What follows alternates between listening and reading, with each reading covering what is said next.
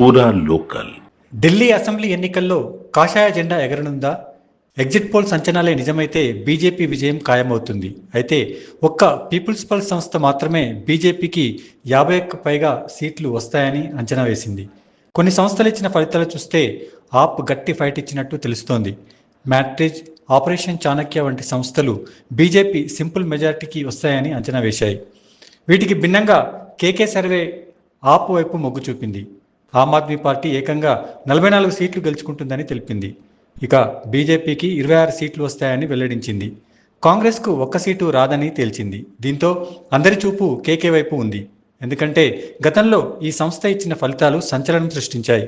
ముఖ్యంగా AP assembly ఎన్నికల విషయంలో ఆ సంస్థ అందరినీ ఆశ్చర్యపరిచేలా అంచనాలు వేసింది. టీడీపీ కూటమికి 161 సీట్లు గెలుస్తుందని తెలిపింది. మరే సంస్థ కూడా ఎన్ని సీట్లు వస్తాయని వెల్లడించలేదు. కేకే సర్వేకు అంచనాలకు దగ్గరగా కూటమి 164 సీట్లు సాధించింది. అప్పుడే అందరి నోట కేకే పేరు వినిపించింది. ఇక మహారాష్ట్ర ఎన్నికల్లోనూ బీజేపీ కూటమికి 225 సీట్లు వస్తాయని కేకే సర్వే వెల్లడించింది. ఏ సంస్థ కూడా 200 సీట్లకు మించి అంచనా వేయలేదు. అయితే హర్యానాలో మాత్రం కేకే అంచనాలు తప్పాయి. ఇప్పుడు కూడా అందరి దృష్టి కేకే సర్వే పైనే ఉంది.